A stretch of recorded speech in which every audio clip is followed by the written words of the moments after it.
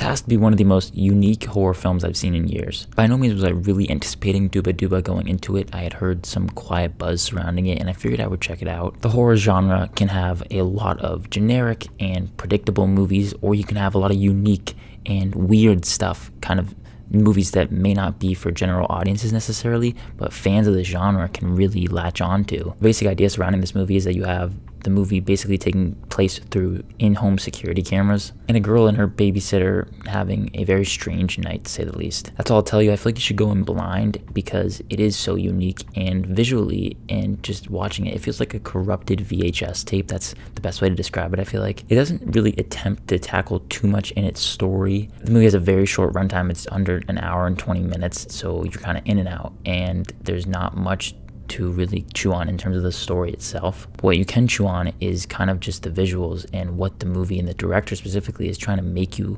feel watching it. And in the end, especially as the credits start to roll, when I felt really unnerved by it all. It's uncomfortable to watch, and the movie wants you to be uncomfortable. It puts you in that position that not many movies kind of feel gutsy enough to do. It's unique in terms of its camera angles, the visuals, the sound design, the editing particularly. Inserted throughout are these visuals that are so there to make you kind of question what's really going on. It's clearly low budget, and it kind of does feel restricted in terms of what it wants to do and how it wants to pull it all off. The ideas can't be fully fleshed out, I think, how they might have particularly wanted to. And it's one of those movies that tests your patience. It is slow, even though it just is a very short movie. But like I said, with these kind of interesting visuals throughout, the movie is one of those movies that like needs you to do a deep dive into it, kind of reevaluate everything you just saw and look into deeper meanings. And that's not gonna be for everyone. A lot of people don't really like those type of movies. For me, I can really appreciate that, and especially here, I just came out of it thinking that was really unique and interesting. It can be very bizarre, and it won't work for most moviegoers, but like I said, especially for horror fans,